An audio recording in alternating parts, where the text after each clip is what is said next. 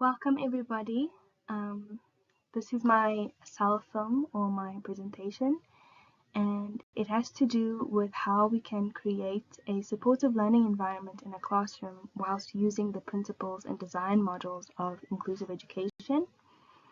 The first topic I want to talk about is just what a supportive learning environment is. And ultimately, this includes inclusive pedagogy, and also we need to consider what PCK curriculum and pedagogy we are using in our classrooms. And in order to create a supportive learning environment, we should consider using inclusive pedagogy.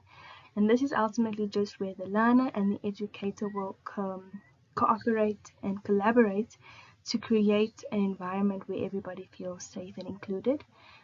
There are three big principles of this, and that is to accept all learner differences. As a teacher, we will all know that every learner is different and will come from different backgrounds and will need different things, and no two kids will be the same, so it's important to validate that. Also, all teachers must be qualified and confident and have enough patience and passion to be able to deal with the multifaceted classroom. And also, teachers should constantly be improving their teaching methods and undergo lifelong learning throughout their careers. Next up, I want to talk about two topics. The first one being multi-sensory teaching, and this would include using all of the senses in a classroom to be able to accommodate all of the different learning styles. This would be, for example, watching movies in a class, or listening to movies, or listening to the teacher teach, or even allowing your students to touch physical examples or textbooks or read or write. And using all of these different methods in a classroom will help accommodate more learning styles than just one. The next one is cultural inclusivity. And to explain this, I want to use a quick example of a history classroom. And we all know that often open debates will happen in history classrooms, and it's important to encourage your learners to have these discussions, but also have them in positive ways, and to be able to disagree appropriately and respectfully, and not to discriminate against one another when we're having these discussions. Next up, I want to talk about the zone of proximal development, which is basically a guideline on the learning capabilities of your learners. As you can see in this picture, the outside circle or the largest circle is what the learners cannot do.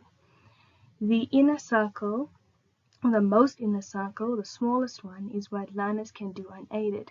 And the middle one is called the zone of proximal development, which is basically what learners can do with your guidance. It is important to consider this when we are designing our curriculums and designing how we're going to teach things, because as we all know, there are some topics that are harder than others, and also it's important to remember that every learner will be different, but we need to consider this when we allocate time to different topics. Next up, I want to talk about the Universal Design of Instruction, which is also known as UDI.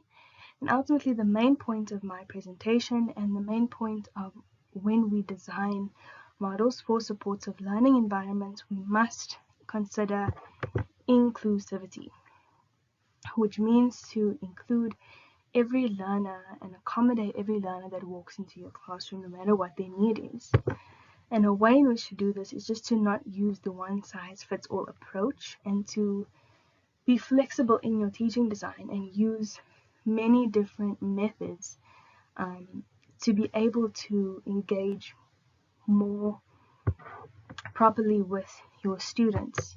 There's a very popular image showing inclusivity, and when we are making our curriculums for the year, we should consider them, since we don't all come from the same backgrounds.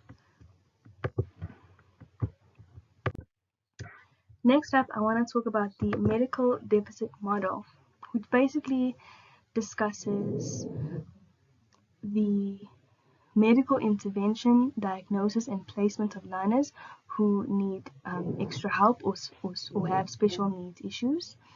There is a program, and it helps to place learners with special needs issues into the proper school. And when we are wanting to create a good learning environment, we should consider this, especially if we are working with kids who have specific needs.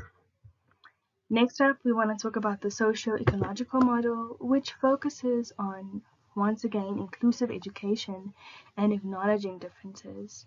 And it also focuses here on the socio-economic backgrounds of children and their human rights. And it's important to notice that we need a team of people to be able to put all of our kids in the right spaces.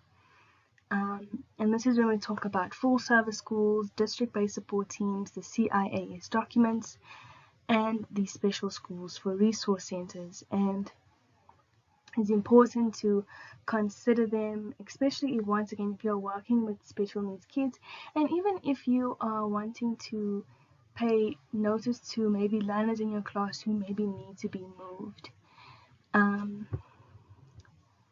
And it's just important at the end of the day to be inclusive and to not invalidate any difference in your classroom or be lazy when it comes down to it.